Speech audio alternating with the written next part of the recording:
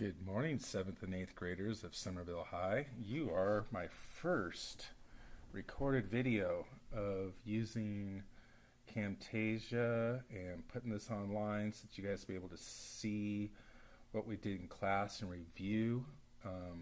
Hopefully this is going to make a lot of difference in our education, and this is my first video, so here we go. Today we are solving linear equations with multiplication or division.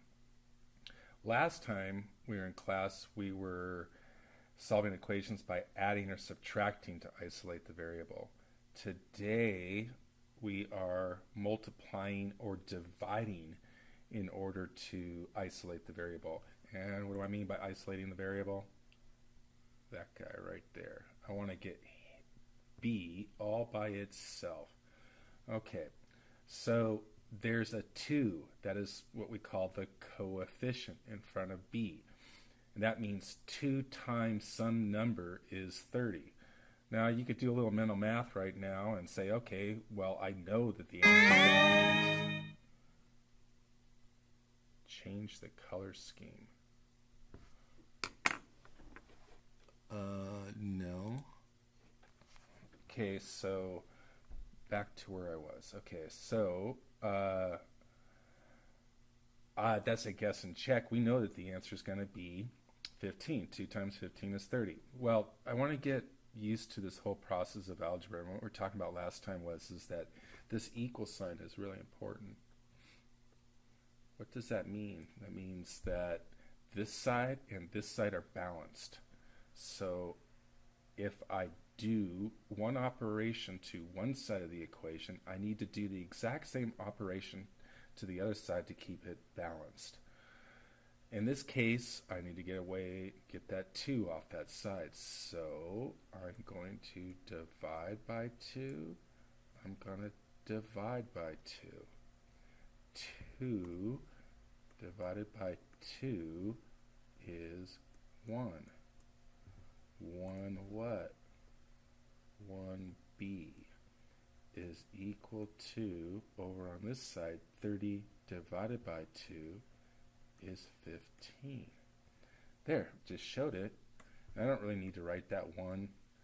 I just did so that you know that that's the coefficient is 1. And in general, when it's like a 1b or whatever, we just leave it without showing the 1. There's something really actually going on that's a little bit different from here when I say divide by 2.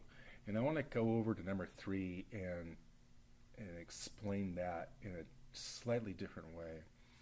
When I look at this 8 in front of the D right there, if I say I'm dividing by 8, doesn't that really mean that I'm multiplying by, oh, check this out, 1 over 8?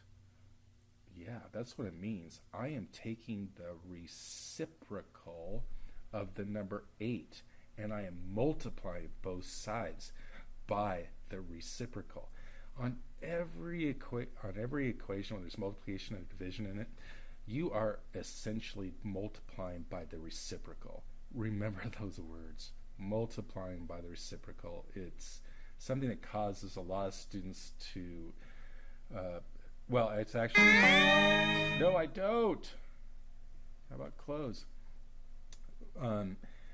That's one thing that I think most math teachers get really frustrated about, is saying multiplying by the reciprocal over and over. So now you hear it on a video. We are multiplying by the reciprocal. And what do I mean by the reciprocal? Okay, there's the number 8. What's the reciprocal of 8? 1 over 8. We are multiplying by the reciprocal. What's the reciprocal of 2? Like in this equation up here, it was equal to 1 over 2. I was really multiplying this side by 1 over 2. That's what I was doing. What's the reciprocal of 3? Oh, it is 1 over 3. What's the reciprocal of 4/3? Oh, that's a hard one. 3/4. So all you're doing is flipping it around And that is what we call the reciprocal. Okay, so back to this equation over here. I'm going to, now I guess it's okay to say I'm dividing by 8, but you're going to hear that all the time.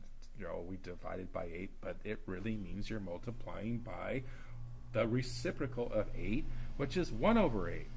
So over on this side, d is equal to, now it is a negative number divided by a positive number, so you get negative 8. And that is that.